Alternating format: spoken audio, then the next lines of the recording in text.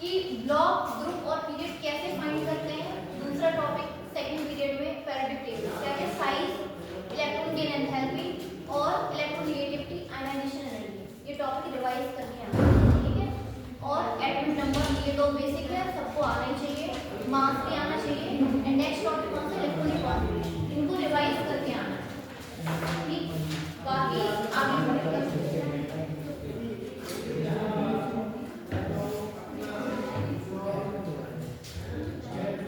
देखो ध्यान से, सीरियम से लेके ल्यूटेशियम तक, कहाँ से, सीरियम से ल्यूटेशियम, एटॉमिक नंबर 58 टू 71, इनको क्या कहते हैं, एफ ब्लॉक के एलिमेंट। और उसमें भी कौन से, लेंथ 9, ठीक। देखो इलेक्ट्रॉनिक कॉन्फ़िगरेशन कैसे बनाएंगे, इसका बना के देखते हैं। लेंथ नंबर कितने इलेक्ट्रॉन है इसमें, 57, जितना किसी का एटॉमिक नंबर उतना ही होता है इसमें इलेक्ट्रॉन। ध्यान से देखो कैसे फिल करेंगे। ये सब शेल का इंक्रीजिंग ऑर्डर है, ठीक है। ये न्यूक्लियस के सबसे पास होता है, वजह से इसकी एनर्जी भी सबसे कम होती है। तो जो आपके साइंटिस्ट थे उन्होंने क्या बताया था, इलेक्ट्रॉन को कोश में ऊर्जा के बढ़ते हुए क्रम में भरते हैं, बताया क्या था। तो देखो सबसे पहले इसमें 2 इलेक्ट्रॉन भरेंगे, फिर इसमें भरेंगे, फिर यहाँ पे 2p6, 3s2, 3p6, 4s2, 3d10, 6 2 10 6, इस तरीके से फिल कर लेंगे। इलेक्ट्रॉन काउंट करो यहाँ से लेके यहाँ तक कितने हो गए, ठीक है। देखते हैं 10 10 और ये 10, 30 हो गए। आगे देखो +8 और यहाँ पे कितने हैं, 10 और ये 6, कितने हो गए,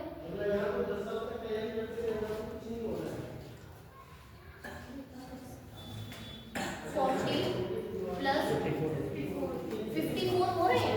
पहले हम ये समझो, यहाँ से लेके यहाँ तक के कितने इलेक्ट्रॉन्स हैं, 54 है। तो यानी सेम ऐसा ही इलेक्ट्रॉनिक कॉन्फ़िगरेशन किसका होता है, ज़ीनॉन का, क्योंकि इसका भी एटॉमिक नंबर है 54 और इनर्ट गैस है, तो इसकी जगह हम इसको लिख सकते हैं। तो लेंथिनम का जो इलेक्ट्रॉनिक कॉन्फ़िगरेशन है वो ऐसे लिख सकते हैं, ज़ीनॉन, ठीक है। अब इसके बाद देखो यहाँ पे कौन सी सब शेल है, 6s है। इसके बाद जो अगले इलेक्ट्रॉन बचे हैं वो कहाँ जाएंगे, 6s में। तो देखो यहाँ पे 6s इलेक्ट्रॉन कितने होंगे इसमें, 54 के बाद 2 इलेक्ट्रॉन इसमें फिल कर दिए, कितने हो गए, 56, कितने बचे हैं, एक इलेक्ट्रॉन बचा है, वो कहाँ जाएगा, 4s में। यही तो मैं लिखा था इसका इलेक्ट्रॉनिक कॉन्फ़िगरेशन। लिखने का तरीका अलग हो सकता है, 2 तरह से लिखा जाता है, लेकिन यही तो था। तो इसको ऐसे भी लिखा जा सकता है और ऐसे भी लिखा जा सकता है, ज़ीनॉन। फिर लिखेंगे 4s और यहाँ पे 5d और 6s, इसमें थे 2 इलेक्ट्रॉन, इसमें था 1, ये लिखा था। ऐसे जो आगे के एलिमेंट्स थे, ये क्या हो गया, लेंथिनम, सीरियम,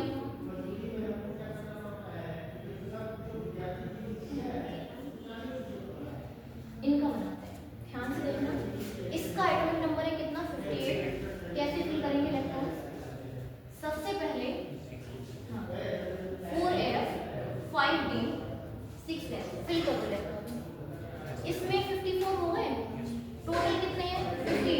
4 इलेक्ट्रॉन बचे हुए हैं, कैसे करेंगे, इसमें से 2 इलेक्ट्रॉन फिल करने हैं, एक इलेक्ट्रॉन बचा है तो इसमें फिल कर दो, ठीक है। फिर अगले वाले एलिमेंट का देखो, यहाँ क्या करना है, ज़ीनॉन, 4f 5d और 6s। हमेशा हमें करना क्या है, 6s में 2 इलेक्ट्रॉन भरने हैं, बचे हुए भर दो 4f में। ये थोड़ा सा एक्सेप्शनल केस है, इसको छोड़ के बाकी हमेशा क्या करेंगे, 6s। देखो इसके बाद क्या आया है, 6s आया है, तो आगे के इलेक्ट्रॉन्स कहाँ जाएंगे, 6s में। उसके बाद जो बचे हुए इलेक्ट्रॉन कहाँ जाएंगे, बताओ, 4s में जाएंगे। तो वही तो हम कर रहे हैं, आसान है। देखो इसके बाद के इलेक्ट्रॉन्स जाएंगे 6s में, 6s के बाद बचे हुए इलेक्ट्रॉन कहाँ जाएंगे, 4s में, ठीक है। यहाँ देखो 54 55 56, फिर यहाँ कितने बचे, 3, ठीक है। फिर इसके बाद क्या आ जाएगा, यहाँ पे 4f 4, यही आएगा, बाकी सेम रहेगा। इसमें क्या आ जाएगा, 4f 5, फिर 4f 6, फिर यहाँ पे 4f 7, बाकी का सेम जो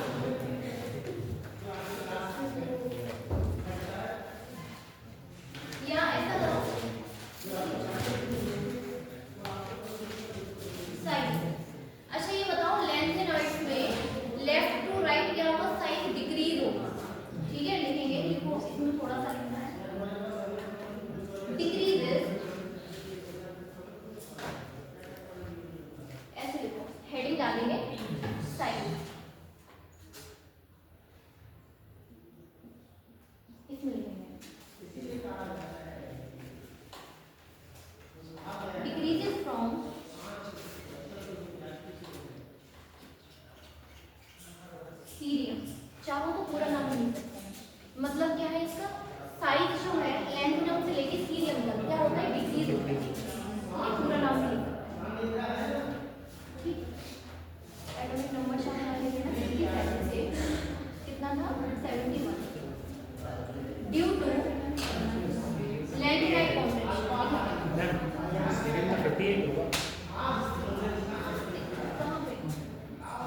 सीरियम नहीं है, ल्यूटेशियम है।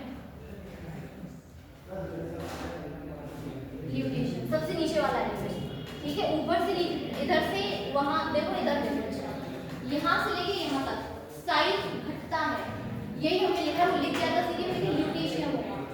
ठीक, ध्यान रखिए कहाँ से लैंथेनम से लेके ल्यूटेशियम तक।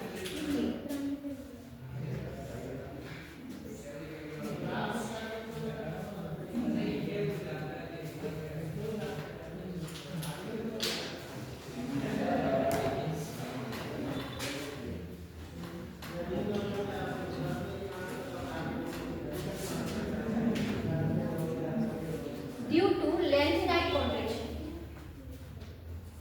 Due to lanthanide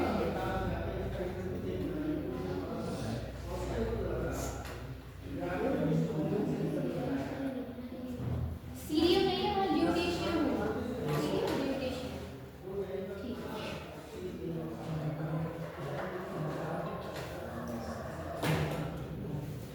इसके बाद हेडिंग लिखेंगे ऑक्सीडेशन स्टेट। क्या लिखना है?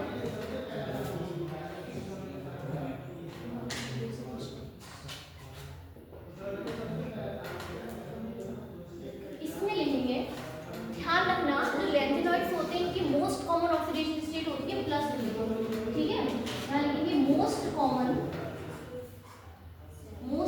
का मतलब है जितने भी ये लैंथेनाइड है ना इन सभी पे नॉर्मली या जनरली कौन सा चार्ज होगा +3, ठीक है। Most common oxidation state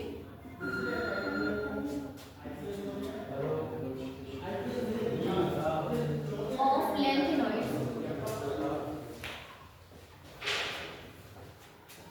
is +3, ठीक है। कितना चार्ज होता है +3।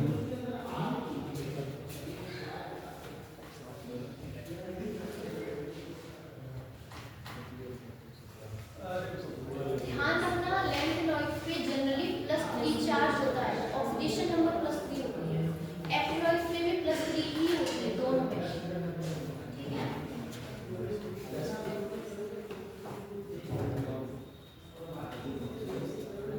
और क्या लिखेंगे?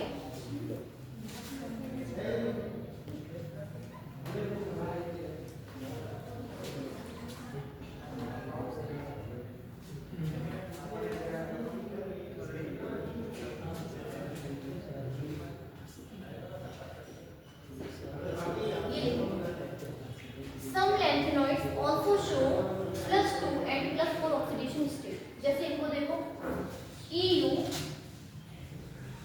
and Bi3, इसमें भी 2+ चार्ज होता है और इसमें भी 2+ चार्ज होता है जनरली, ठीक है। तो कुछ ऐसे एलिमेंट पे जो +2 and +4 ऑक्सीडेशन स्टेट शो करता है। बाकी देखो सीरियम, इस पे होता है जनरली +4 चार्ज। इसका रीजन भी है, पता है क्या? ये बताओ इसका इलेक्ट्रॉनिक कॉन्फ़िगरेशन क्या बनाया था हमने? ज़ीनॉन, ठीक है। फिर क्या था 4f और 5d और 6s। इसमें थे 2 इलेक्ट्रॉन 1 और 1। ध्यान से देखना टोटल इलेक्ट्रॉन्स कितने हैं? 4 है ना। तो ये क्या करेगा? 4 इलेक्ट्रॉन ही तो देगा किसी को। अगर ये 4 इलेक्ट्रॉन देगा इसमें चार्ज कितना आएगा? 4+ आएंगे। अब ये बताओ 4 इलेक्ट्रॉन देने के बाद ये और ज्यादा इलेक्ट्रॉन दे सकता है किसी को? नहीं देगा, क्योंकि स्टेबल इलेक्ट्रॉनिक कॉन्फ़िगरेशन यहाँ पे प्राप्त हो गया है ज़ीनॉन का। तो 4 से ज्यादा इलेक्ट्रॉन ये किसी को देगा नहीं, इसलिए इसमें चार्ज कितना आएगा? +4 आएगा, है ना। समझ में आ रहा है +4 क्यों आया है इससे? क्योंकि यहाँ पे देखो 2 और 1 3 और 1 4 इलेक्ट्रॉन है, ये 4 इलेक्ट्रॉन किसी को दे देगा तो इसके पास +4 चार्ज आएगा, ठीक। अब अगर आपसे क्वेश्चन पूछा जाए इसका आंसर देना। जो सीरियम 4+ है ये ऑक्सीडाइजिंग एजेंट है या फिर रिड्यूसिंग एजेंट है? इसका आंसर बताओ। जो ये सीरियम पे 4+ चार्ज है ये ऑक्सीडाइजिंग एजेंट है या रिड्यूसिंग एजेंट है? बताया, थोड़ा सा दिमाग लगाओ कैसे होगा।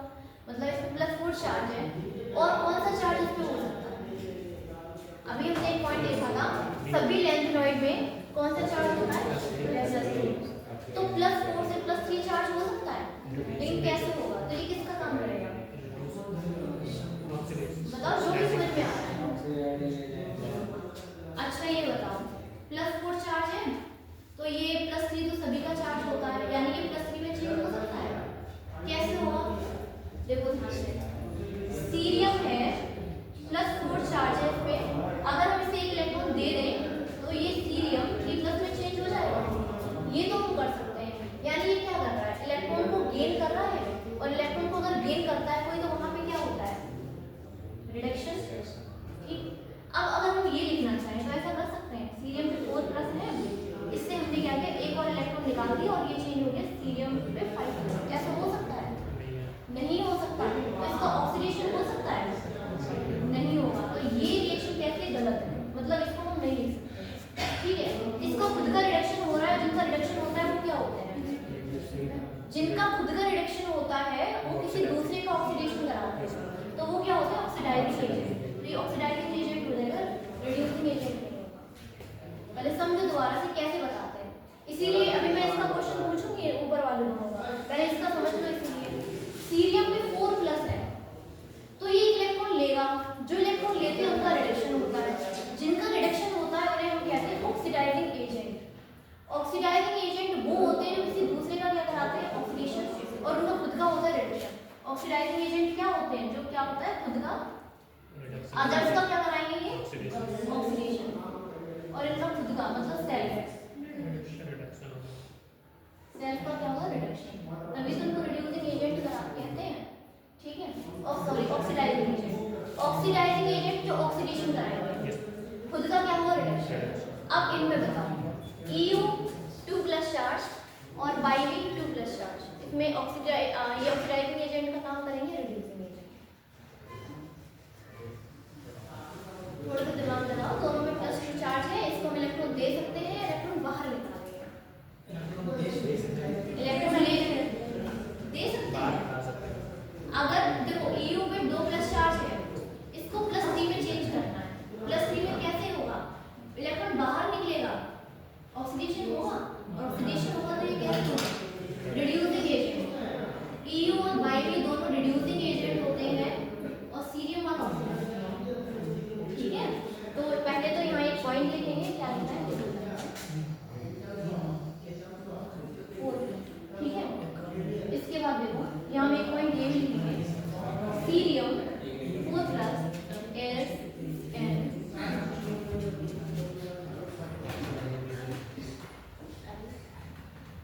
Oxidising agent. और ऑक्सीडाइजिंग एजेंट का ही एक और नाम होता है, ध्यान रखना, ऑक्सीडेंट। ठीक है, ऑक्सीडेंट। तो सीरियम 4+ का क्या हो सकता है? रिडक्शन, इसीलिए ऑक्सीडाइजिंग एजेंट है या ऑक्सीडेंट है। ध्यान रखना, इतने पॉइंट लिखो।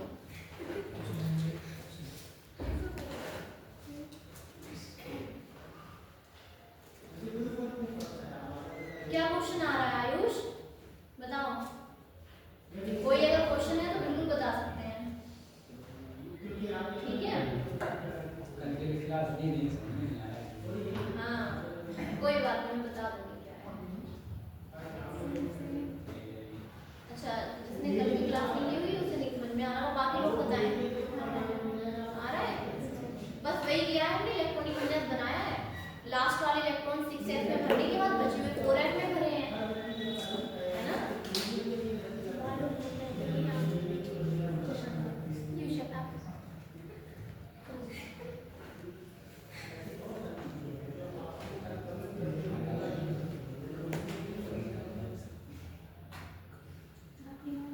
ध्यान रखना, EU 2+ एंड YV 2+ दोनों ही क्या है?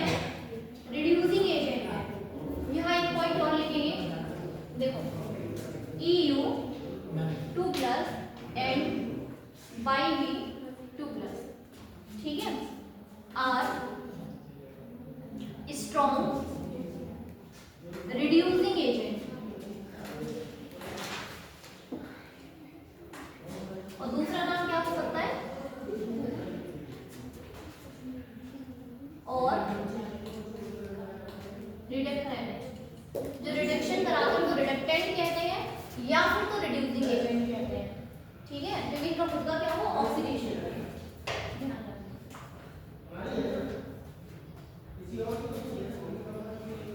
ये एग्जाम में पूछा जाता सीरियम का और EU बाइट, ठीक है। तो ध्यान रखना सीरियम जो है प्लस चार्ज ऑक्सीडाइजिंग एजेंट है और बाकी दोनों क्या है, रिड्यूसिंग एजेंट।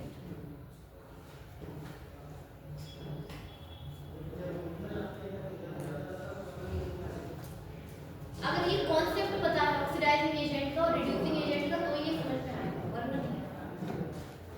ठीक है, देखो चलो एक बार बता देती हूँ मैं क्या है। ऑक्सीडाइजिंग एजेंट वो होते हैं जो ऑक्सीडाइजिंग का काम करता है। एजेंट वर्ड से मतलब क्या है, मतलब ये ऑक्सीडाइजिंग ऑक्सीडेशन का काम कराएंगे, तो ये किसी दूसरे का ऑक्सीडेशन करते हैं। क्या करते हैं, ऑक्सीडेशन। और जो दूसरे का ऑक्सीडेशन करते हैं उनका खुद का क्या होता है, रिडक्शन। ठीक है, ठीक है, दूसरों का क्या कराएंगे, ऑक्सीडेशन, और इनका खुद का मतलब सेल्फ क्या होगा, रिडक्शन। अब एक बात बताओ, सीरियम पे 4+ है, अभी हमने पढ़ा सभी एलिमेंट में +3 चार्ज हो सकता है, तो इसको हम क्या करेंगे, +3 चार्ज में चेंज हो जाएगी। एक इलेक्ट्रॉन दे सकते हैं इसको, ठीक है। इलेक्ट्रॉन अगर कोई एक्सेप्ट करता है तो चार्ज कम हो जाता है, एक इलेक्ट्रॉन लेगा तो एक चार्ज कम हो जाएगा, ये सीरियम 3+ में चेंज होगा।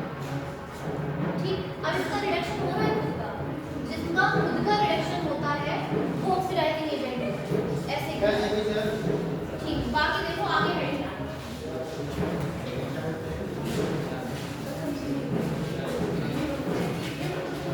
एजेंट जो काम कराता है, जैसे सुना नहीं है हमें जो रूम वगैरह की चाहिए तो एजेंट होते हैं बीच में, तो एजेंट मतलब वो जो काम कराता है, तो जो व्यक्ति कोई काम कराता है उसका एजेंट होता है, वही मतलब है। जैसे कोई ऑक्सीडेशन कराएगा तो ऑक्सीडाइजिंग एजेंट हो जाएगा, है ना। मतलब ऑक्सीडेशन, इसको हिंदी में समझो, ऑक्सीडेशन कराने वाला, ऑक्सीडाइजिंग एजेंट का मतलब ऑक्सीडेशन कराने वाला। लिखेंगे पॉइंट लिखना चाहिए या प्रॉपर्टी हेडिंग डालना, उसी में हेडिंग डालेंगे आगे प्रॉपर्टी।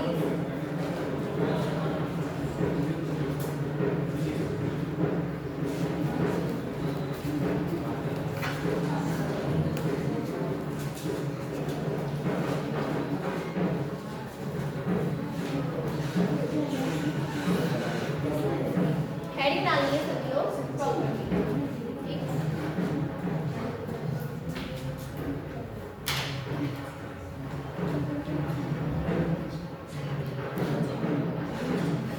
फर्स्ट पॉइंट इसमें ये लिखेंगे, सभी मेटल्स जो होती है लैंथेनॉइड्स, ये सिल्वर जैसे होते हैं दिखने में, व्हाइटिश होते हैं और सिल्वरी होते हैं, मतलब इनकी जो अपीयरेंस होती है दिखने में ये सिल्वरी व्हाइटिश होते हैं। तो फर्स्ट पॉइंट ये देखो, इसमें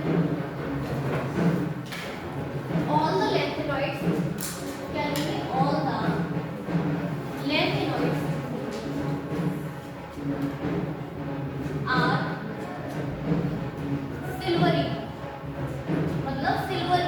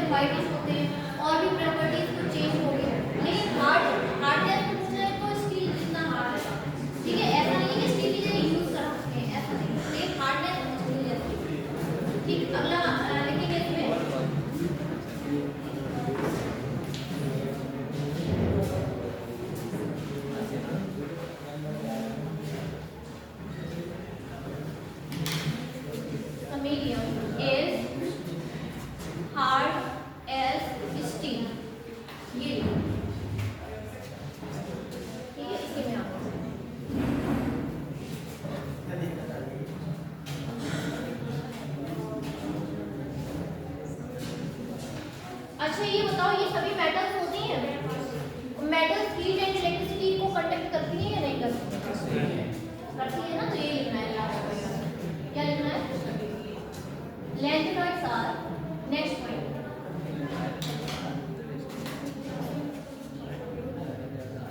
good conductor of heat and electricity.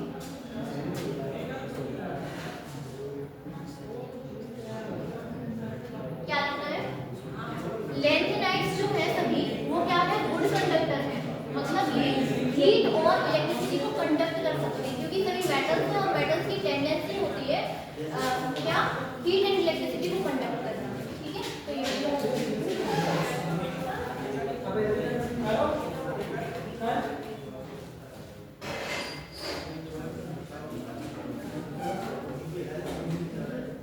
ठीक। आगे देखो, लिखेंगे कलर्ड आयन। अच्छा ये बताओ, इनके जो आयन्स है वो कलर्ड होंगे या कलरलेस होंगे?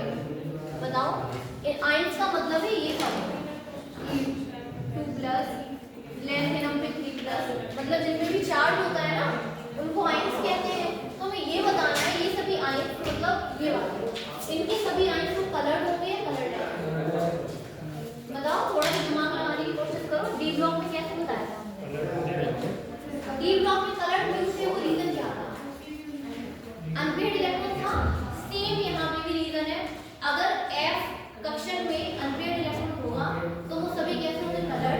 और F कक्षक में अगर अनपेयर्ड इलेक्ट्रॉन नहीं होगा तो कलर्ड। अच्छा ये बताओ, सीरियम 4+ कलर्ड है या कलर्ड? 4+ चार्ज है, बताओ कलरलेस है या कलर्ड है? कलरलेस है। कोई इलेक्ट्रॉन नहीं, याद है 4 इलेक्ट्रॉन निकाल दिए थे हमने, जो 4 इलेक्ट्रॉन थे एक्स्ट्रा वो निकाल दिए गए हैं, तो ये कलरलेस है। ठीक, ध्यान रखिए अगर कोई अनपेयर्ड इलेक्ट्रॉन नहीं है इसको बताओ। अच्छा लैंथेनम 3+, ये कलर्ड होगा या कलरलेस? इसका इलेक्ट्रॉनिक कॉन्फ़िगरेशन पता है क्या था? 4s1 और यहाँ पे था 6s2, याद है? एटॉमिक नंबर होता है इसका, पहले समझो। नहीं पहले समझो क्या है, कलरलेस होगा या कलर्ड, पहले ये है। तो इलेक्ट्रॉनिक कॉन्फ़िगरेशन क्या है? ज़ीनॉन में 54 इलेक्ट्रॉन, आगे ज़ीनॉन जैसा, बाकी बचे कितने इलेक्ट्रॉन? 54 के बाद 3 बचे, वो ऐसे फिल करते हैं। अब इस पे अगर हम 3+ चार्ज लगा दें तो ये कलर्ड होगा या कलरलेस? अगर इसमें 3+ लगा दिया जाए इसका मतलब क्या है? ये जो 3 इलेक्ट्रॉन है वो निकाल दिया गया ना। हाँ, ये इलेक्ट्रॉन और ये इसको निकाल दिया गया। 4m में बताओ कितने इलेक्ट्रॉन है? 0 है ना, तो ये भी कैसा है? कलरलेस। तो अगर इलेक्ट्रॉनिक कॉन्फ़िगरेशन हमें बनाना आता है, इलेक्ट्रॉनिक विन्यास, तो हम ये सभी प्रॉपर्टी बता सकते हैं। ठीक है, तो हम बता सकते हैं कि वो कलर्ड है या कलरलेस। तो लिखेंगे अगला,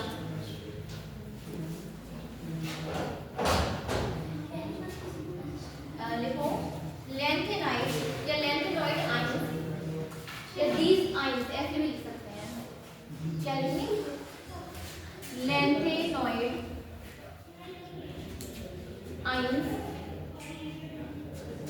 आर कलर्ड। वहां पे डी ट्रांजिशन की वजह से कलर्ड थे, यहाँ पे हो गया coloured due to F transition.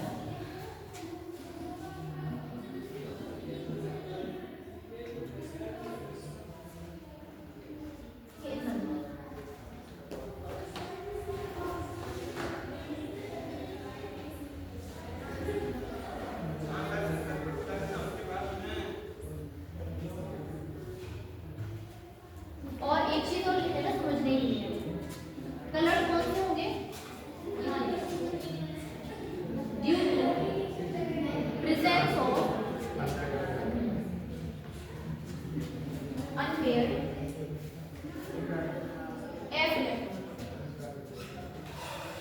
मतलब F कक्षक में जो आयनिक इलेक्ट्रॉन है, अनपेयर्ड इलेक्ट्रॉन है, उसकी वजह से क्या है? कलर्ड आया है। ठीक, इतना ठीक है, जिनमें आयनिक इलेक्ट्रॉन्स होंगे वो कलर्ड है, बाकी अगला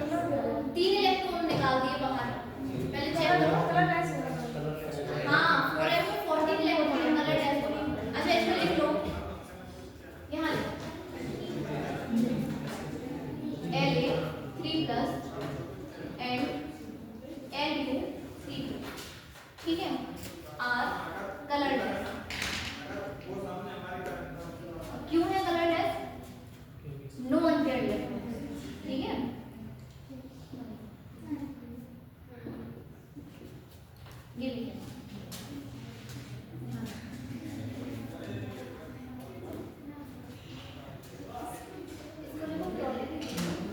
नेक्स्ट हेडिंग लिखेंगे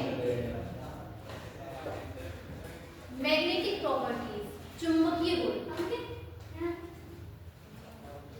मैग्नेटिक प्रॉपर्टीज, चुंबकीय गुण।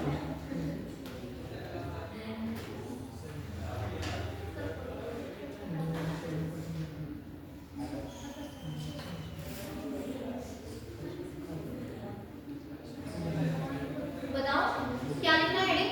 Magnetic properties. हेडिंग डालेंगे मैग्नेटिक प्रॉपर्टीज। अब ये बताओगे तुम लोग कि पैरामैग्नेटिक कौन से होंगे और डायमैग्नेटिक कौन से होंगे। ठीक, पहले हेडिंग मैग्नेटिक, हिंदी में लिखेंगे चुंबकीय गुण। ठीक है, बताओ ये बताओ कहाँ पे? क्यों लग रहा है जी? हाँ नहीं, वो मैग्नेटिक है। ठीक है, चुंबकीय गुण। जी बताओ कैसा होगा? पैरामैग्नेटिक कौन से होंगे और डायमैग्नेटिक कौन से होंगे? अनुचुंबकीय कौन से होंगे और प्रतिचुंबकीय कौन से? कैसे बताते हैं ये बताओ। हाँ जो भी है फिर उसका ही देखो। पहले पैरामैग्नेटिक वो होते हैं जो चुंबकीय और आकर्षित होते हैं, मैग्नेटिक फील्ड की ओर अट्रैक्ट होंगे। ठीक, डायमैग्नेटिक जो रिपेल करेंगे मैग्नेटिक फील्ड को। अब जिनमें अनपेयर्ड इलेक्ट्रॉन उपस्थित होंगे वो कैसे होंगे? पैरामैग्नेटिक। नाम में वो इसलिए कंफ्यूजन है, वो हिंदी और इंग्लिश का मिसमैच हो जाता है, लेकिन पहले समझो। जिसमें नहीं होंगे वो क्या? डायमैग्नेटिक। ठीक है, फिर से समझो।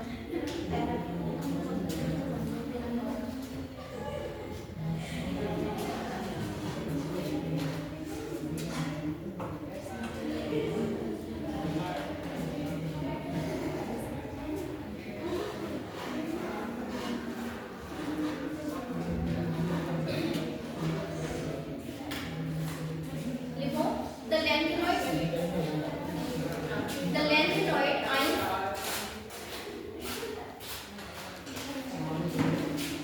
the lanthanide ions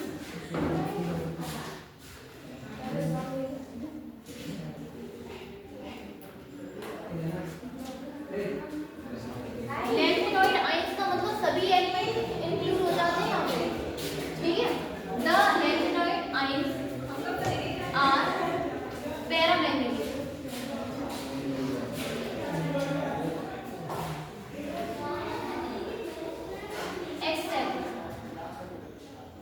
ये बताओ पैरामैग्नेटिक होंगी कौन से? जिसमें या तो F0 हो, मतलब F में कोई इलेक्ट्रॉन ना हो, या तो F में 14 इलेक्ट्रॉन हो। ठीक है, तभी तो उनमें अनपेयर्ड इलेक्ट्रॉन होगा नहीं कोई, और वो कैसे हो जाएंगे? डायमैग्नेटिक। तो एक्सेप्ट में हम वही लिखेंगे जिनमें कोई भी इलेक्ट्रॉन नहीं है या पूरा है। लेकिन F0 एक्सेप्ट F0 ध्यान रखना। कौन से? Lanthanum with 3+ and cerium 4+। इस पे अगर देखोगे तो F में कोई इलेक्ट्रॉन नहीं आएगा। ठीक है, एंड F40 इसको देखो, ये ल्यूटेशियम 3+ चार्ज। इसमें अगर देखेंगे तो F में 14 इलेक्ट्रॉन होते हैं, तो ये भी कैसा हो जाएगा? डायमैग्नेटिक। ठीक है, ध्यान रखना। और अगर हम इसमें देखेंगे YB 2+, इसमें भी कितने इलेक्ट्रॉन आएंगे? F40। नीचे जो इलेक्ट्रॉनिक कॉन्फ़िगरेशन बना है ना, वहां चेक कर सकते हो। ध्यान रखना, जितने भी आयंस हैं वो पैरामैग्नेटिक है, एक्सेप्ट किनको छोड़ के इसमें F से कोई इलेक्ट्रॉन नहीं है, या फिर F में 14 इलेक्ट्रॉन है।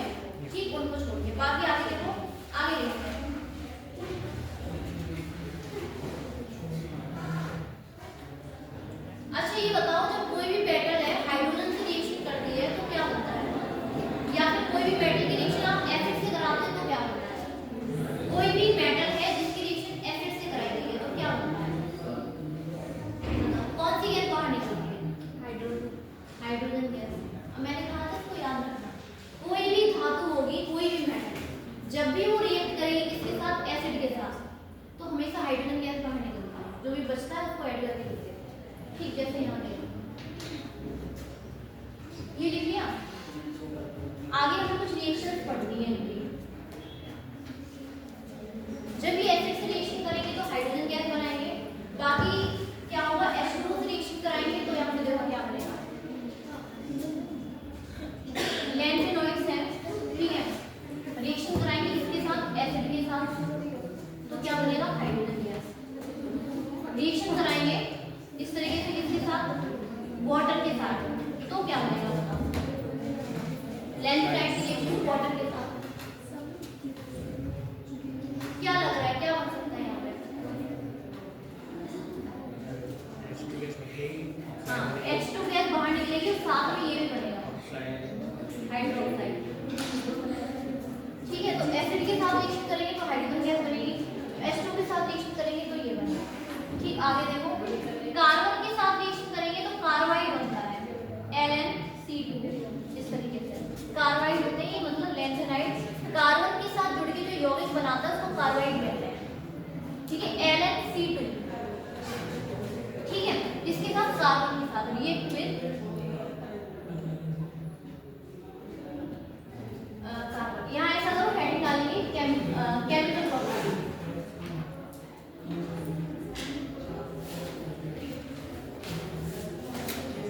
रासायनिक गुण, हेडिंग डालेंगे केमिकल प्रॉपर्टीज, इसमें लिखेंगे, ठीक है।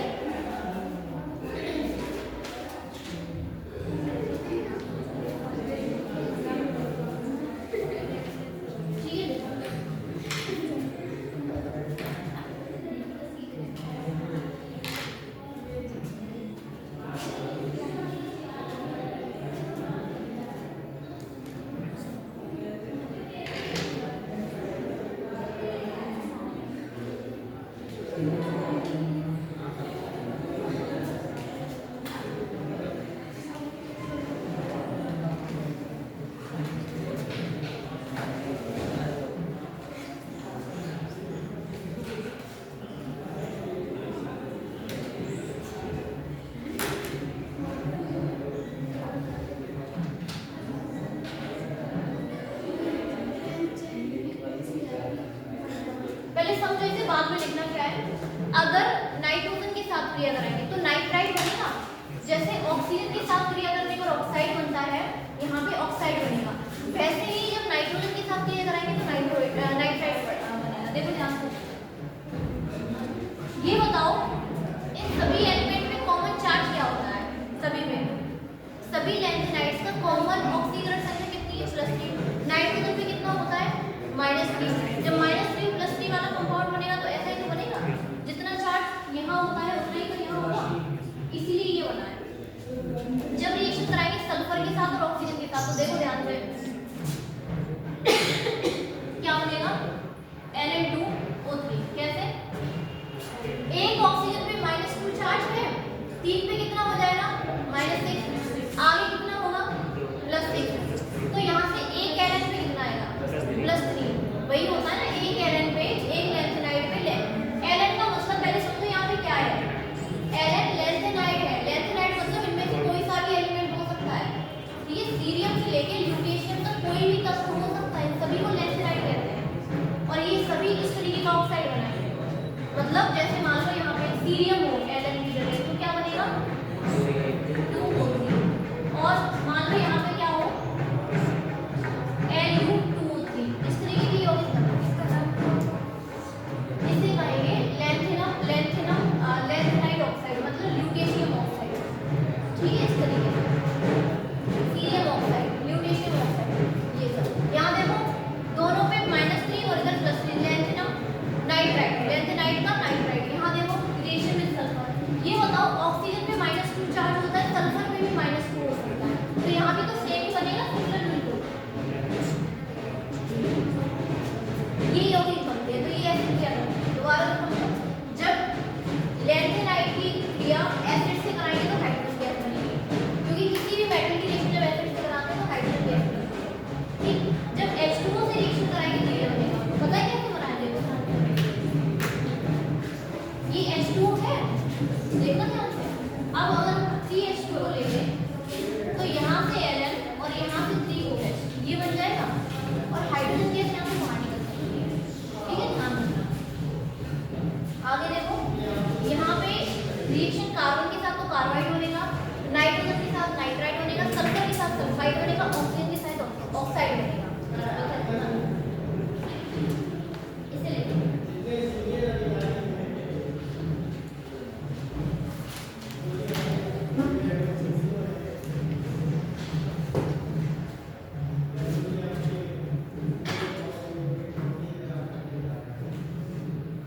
ये बताओ मेटल के ऑक्साइड कैसे होते हैं, बेसिक या एसिडिक?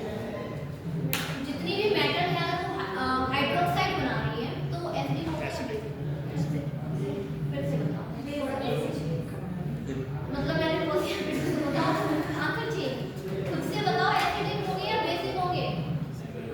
धातुओं के जो ऑक्साइड होते हैं या हाइड्रोक्साइड होते हैं एसिडिक होते हैं या बेसिक होते हैं? बेसिक ही होते हैं। पहले समझो,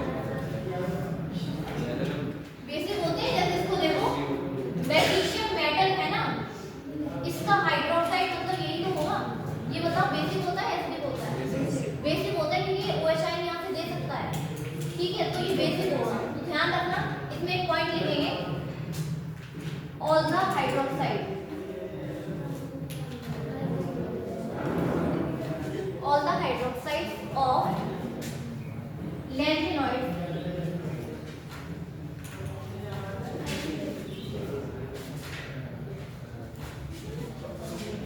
ठीक है, ध्यान रखेंगे इसे। all the hydroxides of lanthanoids कैसे होते हैं? बेसिक होते हैं, ठीक है।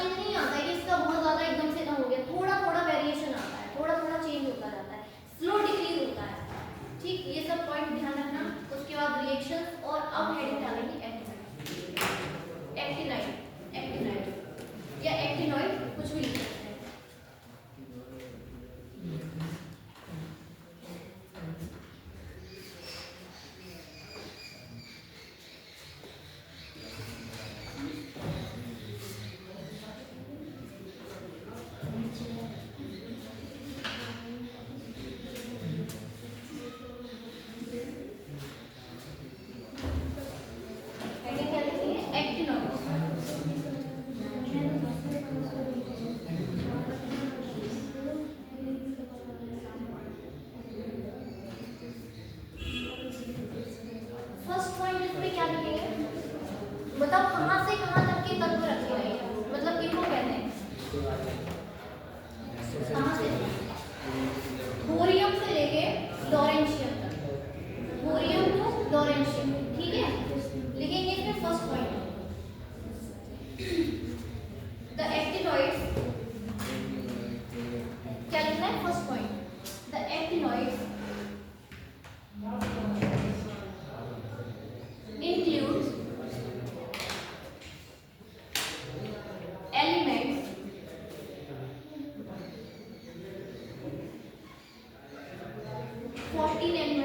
include 14 elements from thorium to lawrencium, L R, ठीक है ना? ये थोरियम टू लॉरेंशियम,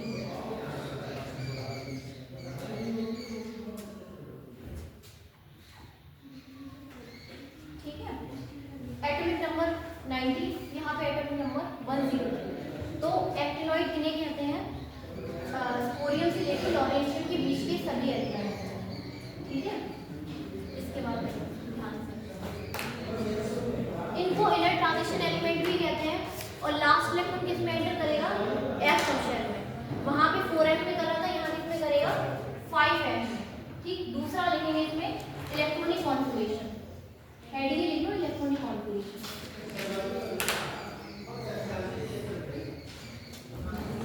बिल्कुल उसी की सिमिलर है, बहुत कुछ चेंज है यहाँ पे, देखो कैसे करना है। सबसे पहले क्या है? थोरियम, और इसी के सिमिलर एक्टिनम भी होता है, एक्टिनम एटॉमिक नंबर 89, ठीक है। एक्टिनम के बाद के ही यहाँ पे 14 एलिमेंट यहाँ रखे गए हैं। कौन सा? Thorium, atomic number 9।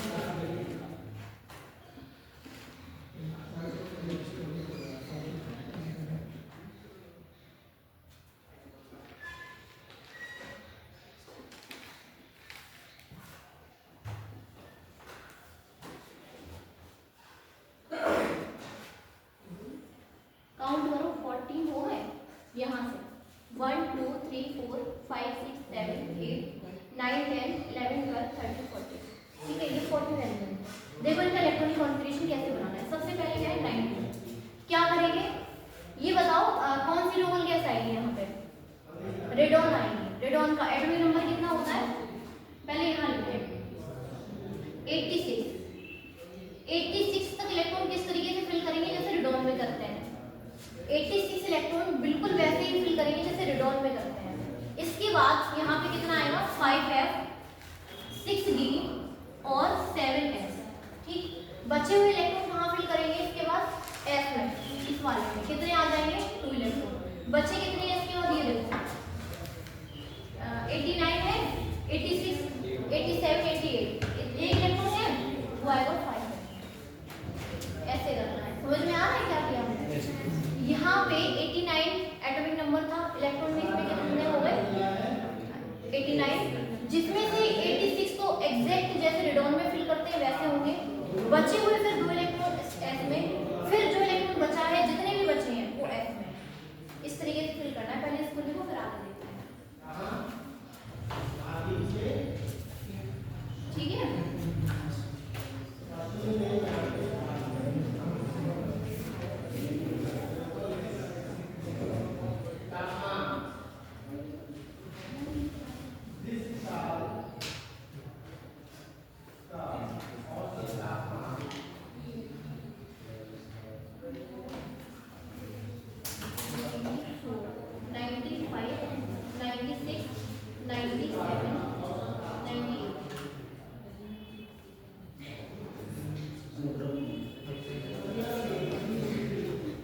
अब इसको समझना ध्यान से, ठीक। इलेक्ट्रॉनिक विन्यास बनाना कैसे है, ठीक है।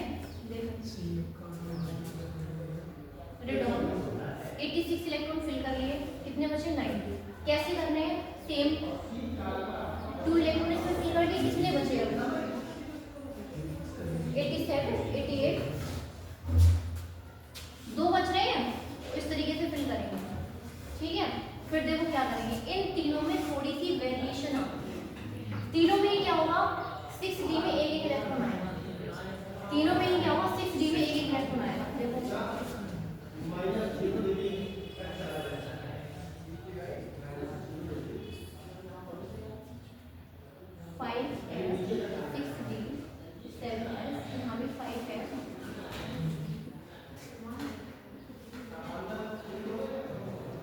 92 इलेक्ट्रॉन भरने हैं, कैसे भरेंगे? 86, ठीक है, इसमें 2 फिल कर लेंगे और यहाँ पे 2, कितने हो गए? 86, 87, 88, कितने बचे हैं?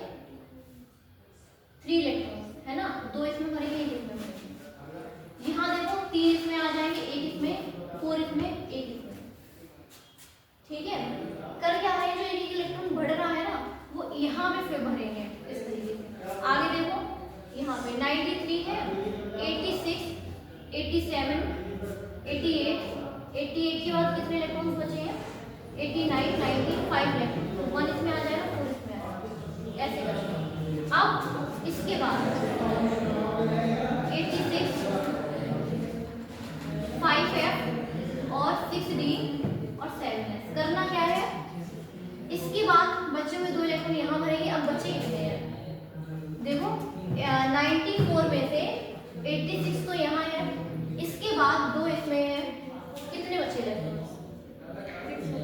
6 बचे हैं, वो यहाँ आएंगे 5 में। अब ऐसे ही करते जाना, एक एक बढ़ाते जाना है, ठीक है। लेकिन कहाँ तक करना है? सिर्फ यहाँ तक,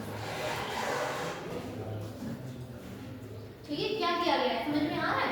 देखो यहाँ पे क्या किया हमने, ये जो था इसमें जो ये एक्स्ट्रा इलेक्ट्रॉन आया है, 2 के बाद तीसरा यहाँ आएगा 60। रीजन पता है इसका क्या होता है?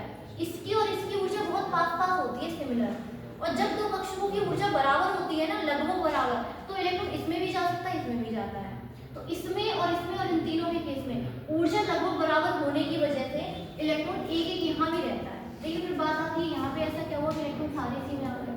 रीजन होता ही है ये होता है। नीचे इधर की तरफ जाएंगे तो नाभिक में प्रोटॉनों की संख्या भी तो बढ़ेगी। पहले ये समझो। अच्छा, ये न्यूक्लियस है, ठीक है। न्यूक्लियस के बाहर ये शेल्स होती है, इन्हीं में तो कोश होते हैं। जो ये वृत्तीय कक्षाएं होती हैं इनको कोश कहते हैं। इसमें जो ये 1s ये क्या है? कोश है। इसी के अंदर इलेक्ट्रॉन भरे जाते हैं। ध्यान से देखना, पहली वाली शेल है मतलब फर्स्ट, उसमें एक s कोश है या s कक्षक कह सकते हैं। इसके बाद यहाँ पे 2s है और 2p है, ठीक है। और यहाँ क्या है? 3s, 3p और 3p।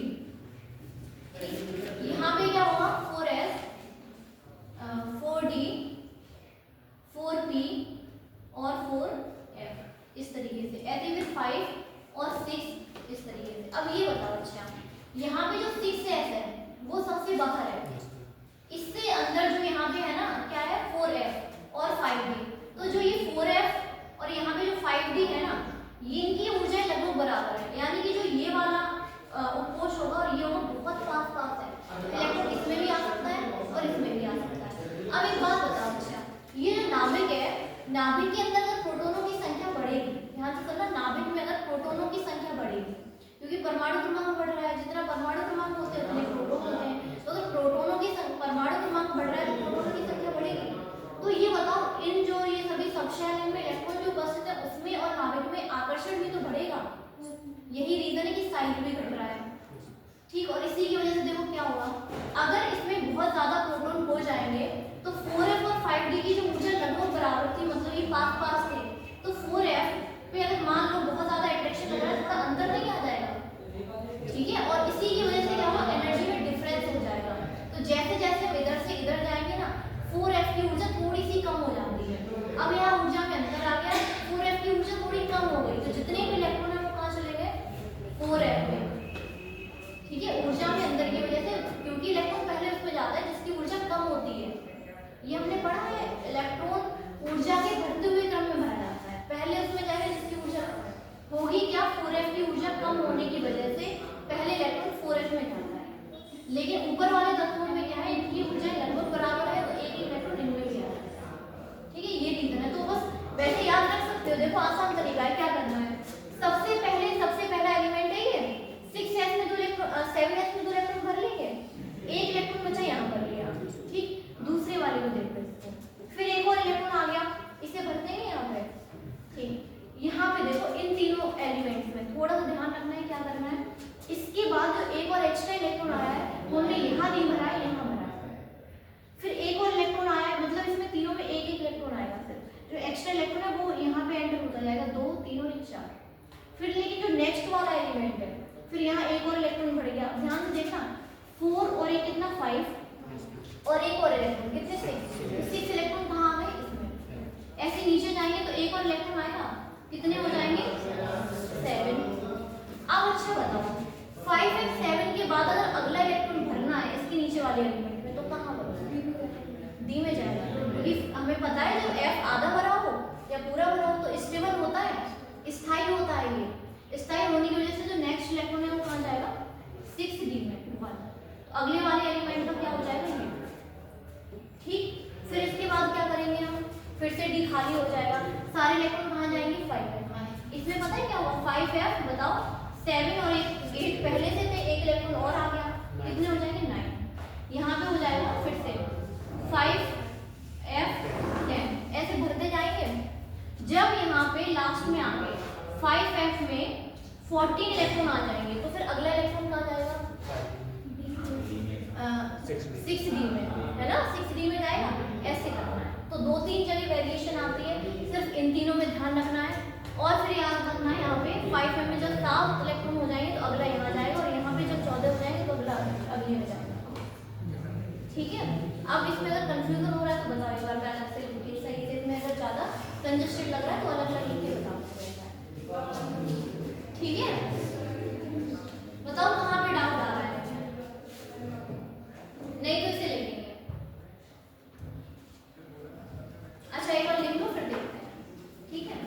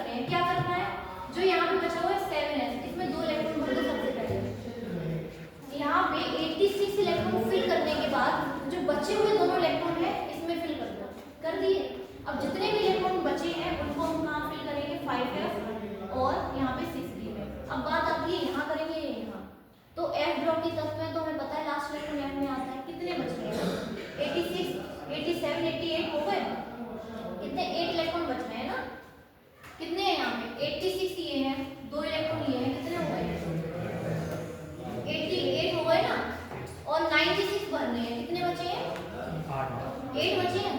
वो हम क्या करेंगे 7 के बाद 8 इलेक्ट्रॉन यहाँ भरना पड़ेगा। रीजन इसका ये है, बताओ अगर 5f में हम 8, अच्छा ये बताओ ऐसे भरे तो ज्यादा स्थायी है या हम ऐसा करते हैं 5f में 8 इलेक्ट्रॉन तो ज्यादा स्थायी, ऊपर वाला स्थायी है ना, क्योंकि अगर कोई भी कक्षक में आधा भरा है वो मतलब 7 इलेक्ट्रॉन है या 14 इलेक्ट्रॉन है तो वो स्थायी होता है, समझ रहे हो, तो इसलिए यहाँ पे सिर्फ s लेंगे। लेकिन इसके अलावा जो अदर एलिमेंट है उसमें वापस से क्या करेंगे, इसको खाली कर देंगे। देखो इसके बाद क्या करेंगे, इसमें 86 और ये आगे 5f में एक इलेक्ट्रॉन और बढ़ गया ना, 8 तो पहले से थे 9 आ जाएंगे और 7s2। यहाँ देखो 5f10 7s2, यहाँ हो जाएगा 5f11 क्योंकि एक एक इलेक्ट्रॉन बढ़ रहा है तो इस तरीके से करेंगे 5f13 5f14, इसको लिखें 7s2 7s2 7s2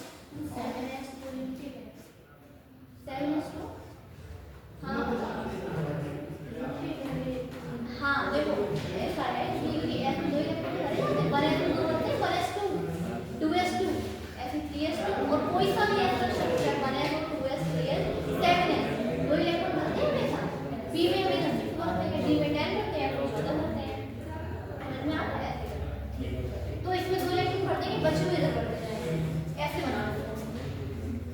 इंक है, इंक ले आओ।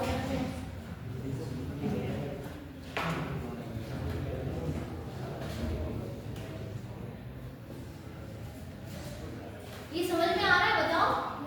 हाँ, बस समझ में आना चाहिए। F में इलेक्ट्रॉन भरने हैं, अगर कोई स्टेबल हो रहा है फिर D में भरना है। ठीक, ध्यान रखना।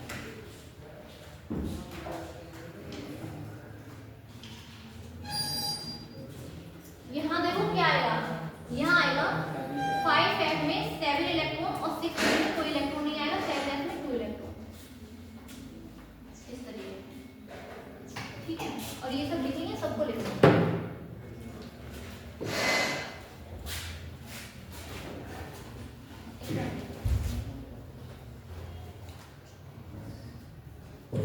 इसके बाद सामान्य इलेक्ट्रॉनिक विन्यास खुद लिखेंगे।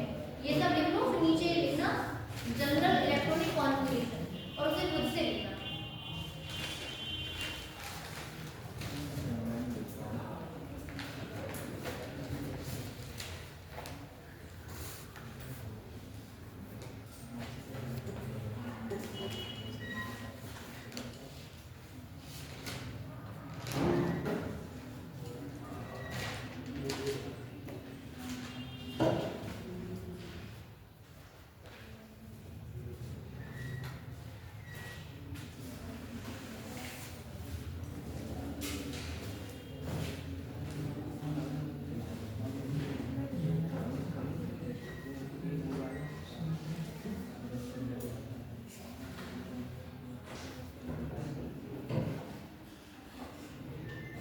जनरल इलेक्ट्रॉनिक विन्यास देखो क्या है।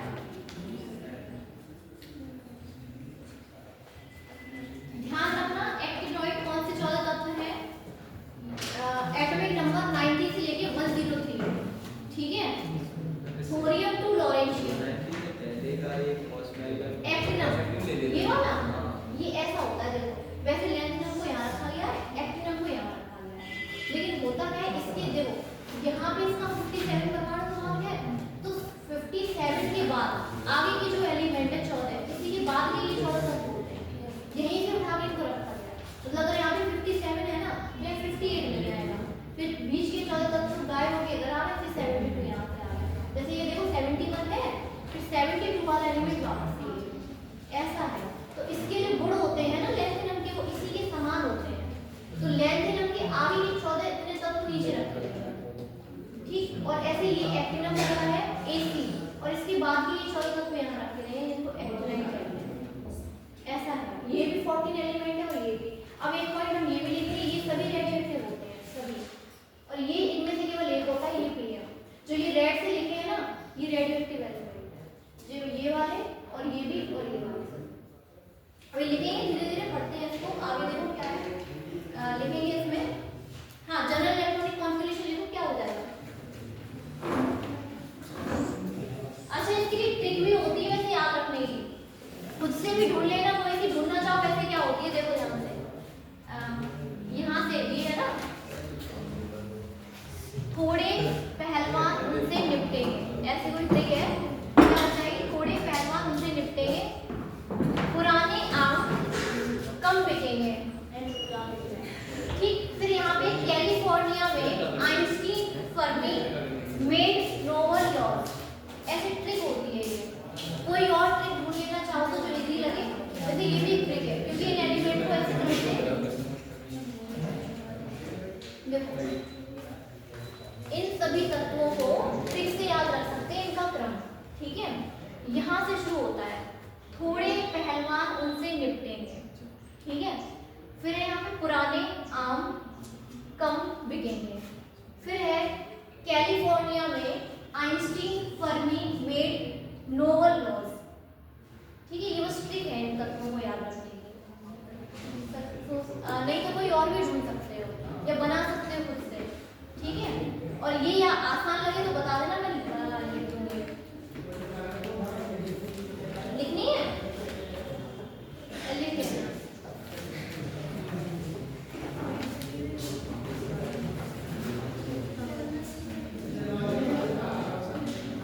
इस तरीके से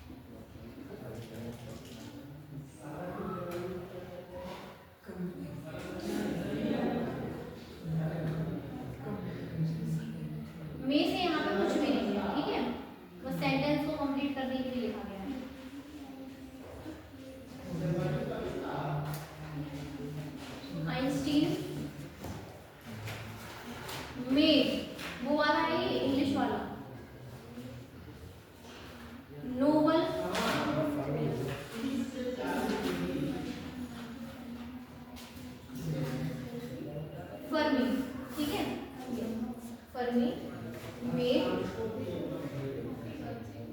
नोबल लॉज मतलब नियम, जो होता है वो वाला। ये ट्रिक है, अगर आसान लगे तो लिखें, ठीक है। देखो 3 पार्ट्स में, सबसे पहले थोड़े पहलवान उनसे निपटेंगे, ठीक। सेकंड क्या है, पुराने आम कम बिकेंगे। फिर थर्ड है कैलिफोर्निया में Einstein Fermi made Nobel laws, ठीक है, बस ठीक है। हाँ, अगर ढूंढोगे तो और भी मिल जाएंगे, जो आसान लगे उससे याद करना। 2-3 बार इसको रिपीट करोगे तो अपने आप याद हो जाएगी।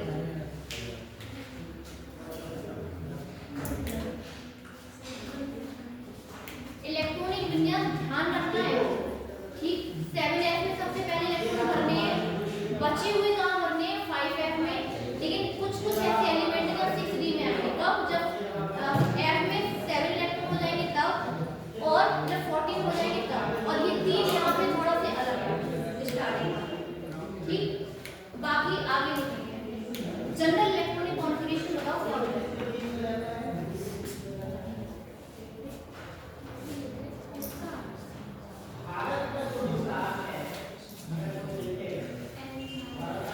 बताओ सामान्य इलेक्ट्रॉनिक विन्यास।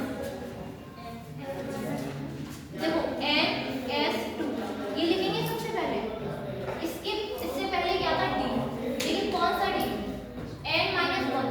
देखो यही तो था 7S2, और यहाँ पे क्या था 6D, और यहाँ पे क्या था 5F, यही थे। अगर हम यहाँ पे जो ये डिजिट है इनको N मान लें, 7 को अगर हम N मान लें तो NS2 लिख सकते हैं। यहाँ 6 है मतलब N-1 है, N-1 लिख दिया। D है, D में कितने इलेक्ट्रॉन थे बताओ, या तो 0 या 1, 1 से ज़्यादा तो कभी आएंगे, तो यहाँ क्या लिखेंगे 0 से 1, ठीक है। इसके बाद क्या था 5F का मतलब है N-2F, कितने इलेक्ट्रॉन थे 1 से लेके 14 तक, ऐसे रखना नहीं है। F में 1 से लेके 14 तक कितने भी इलेक्ट्रॉन हो सकते हैं। D में या तो 0 होगा या 1 होगा, और NS में हमेशा 2 इलेक्ट्रॉन होंगे, ठीक है। तो जनरल इलेक्ट्रॉनिक कॉन्फ़िगरेशन में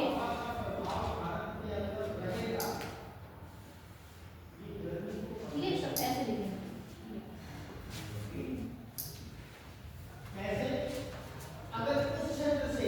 इसके बाद एक पॉइंट लिखेंगे,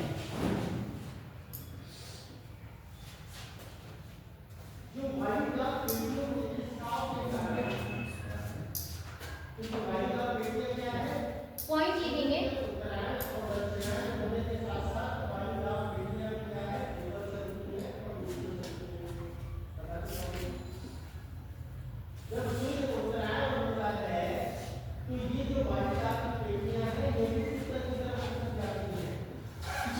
जितने भी क्या होते हैं इलेक्ट्रॉन, सभी कैसे होते हैं रेडिएटिव। ये बताओ रेडिएटिव एलिमेंट कितने कहते हैं।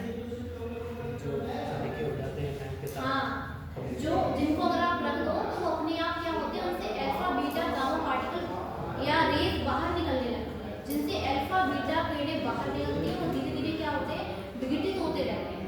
मास कम होता रहता है उनका, क्योंकि जो मास है ना वो अल्फा बीटा गामा किरणों के रूप में बाहर निकलता है, वो कम हो जाता है। जैसे मान लो यहाँ पे हम रख दें यूरेनियम, अगर मान लो यूरेनियम को रख दिया जाए तो ऐसा नहीं है इसको हमने रख दिया ऐसे रखा रहेगा, धीरे धीरे वो विघटित होता रहेगा, अल्फा बीटा गामा किरणें से बाहर निकलेंगे। तो वे सभी तत्व अल्फा बीटा गामा रेस का उत्सर्जन करते हैं, वो सभी क्या होते हैं रेडियोएक्टिव, ठीक। तो ये सभी रेडियोएक्टिव एलिमेंट। हाँ, स्टार्टिंग में एग्जाम नहीं है क्या? देखो मैं बताऊँ कैसे बनाएं। जो ये वाला मार्क है फैन जैसा, ये सभी रेडियोएक्टिव है। इसमें भी बनाए, देखो इसमें केवल ये इसको माना जाता है, वैसे इसमें भी दिया गया है, लेकिन हो सकता है ये भी, लेकिन मेनली अगर देखा जाए तो ये होता है सिर्फ लेंथेराइट में ये एक होता है, बाकी इसमें ये सभी होते हैं, ठीक। और जो रेड से लिखे हैं वो है जो गैसियस होते हैं, गैसियस है। देखो नाइट्रोजन गैस होती है, ऑक्सीजन गैस होती है, हेलोजन क्या होते हैं, गैस होते हैं। ये लिक्विड होता है प्रोटीन। देखो यहाँ पे जो ब्लू से लिखे हैं वो लिक्विड है। मरकरी लिक्विड होता है, मरकरी केवल एक ऐसी धातु है जो द्रव होती है, बाकी सभी धातुएं ठोस होती हैं। इसको देख लो, फ्लोरीन, क्लोरीन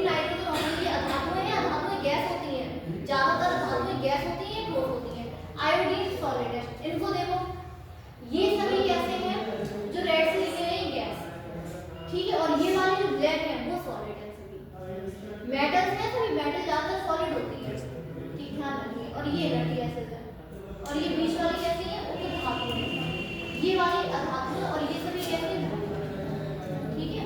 और जिनके ये फैन जैसी स्ट्रक्चर बनी है ये सभी रेडियोएक्टिव है, रेडियोएक्टिव, ठीक, ध्यान रखिए। देखो इतने ही होते हैं, ये है सभी। यहाँ पे ये फ्रांशियम में ये रेडियोएक्टिव होता है, ये रेडियम, मतलब पहले वाले कॉलम में लास्ट वाला एलिमेंट और इसमें ये लास्ट वाला एलिमेंट, ये रेडियोएक्टिव होते हैं, ये रेडियोएक्टिव होते हैं, और ये यहाँ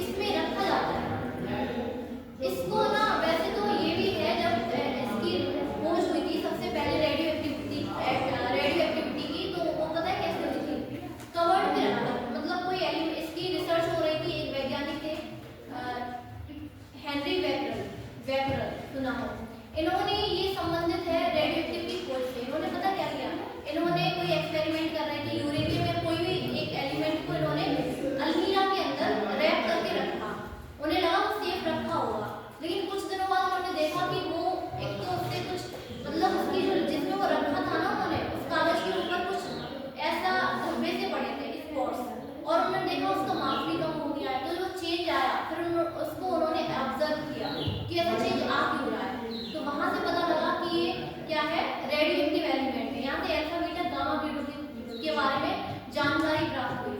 तो हो सकता है इसको नॉर्मली आप रूम में नहीं रख सकते, या कहीं खुले स्थान में नहीं रखा जाता है, या इसको कुछ रखने का तरीका होता है, क्योंकि वही है रेडियोएक्टिव। और ये पहली बात ये कि बहुत कम अमाउंट में होते हैं, बहुत कम अमाउंट में, ठीक है। ये बाकी आगे लिखेंगे साइज, इनमें भी क्या होता है, डिक्रीजिंग होता है। साइज हेडिंग डालेंगे, इसमें लिखो डिक्रीजेस, ठीक है, decreases from thorium to lawrencium. क्या लिखना है, डिक्रीजेस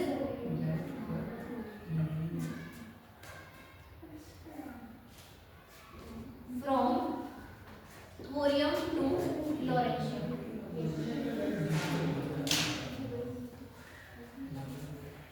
आगे लिखेंगे ऑक्सीडेशन स्टेट, हेडिंग डालेंगे ऑक्सीडेशन स्टेट।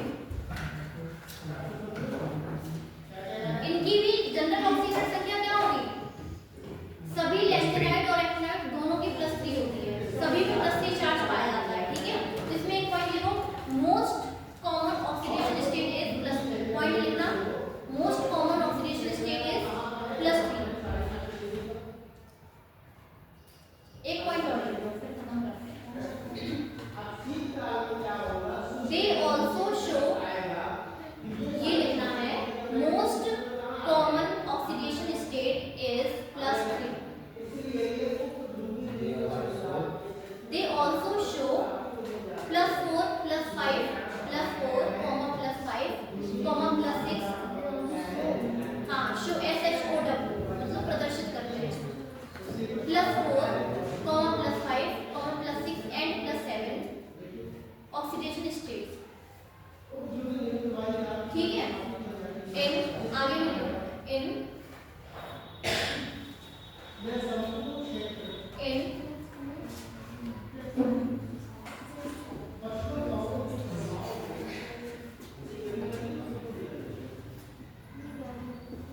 इसी में आगे लिखना है, देखो क्या लिखना है, they also show +4, +5, +6 and +7 oxidation states in, फिर इसके बाद ये इतना लिखो, फिर देखो इसका मतलब है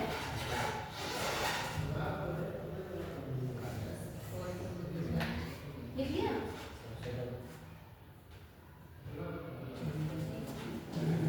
ये सभी तत्व, पहले समझो ध्यान से, ये सभी तत्व वैसे तो कितनी ऑक्सीजन संख्या प्रदर्शित करते हैं, +3, लेकिन इनमें से जो ये 4 तत्व है ना, इन पे इतना चार्ज भी होता है, समझ रहे हो, इस पे +4, इस पे +5, इस पे +6, +7, ठीक है। और क्यों होता है देख सकते हो, यहाँ पे आप देखोगे थोरियम में 4 एक्स्ट्रा इलेक्ट्रॉन होते हैं, तो 4 इलेक्ट्रॉन निकाल के यहाँ पे +4 चार्ज लगा, ध्यान रखना है इसको। क्या है, इनकी जनरल ऑक्सीजन संख्या +3 है,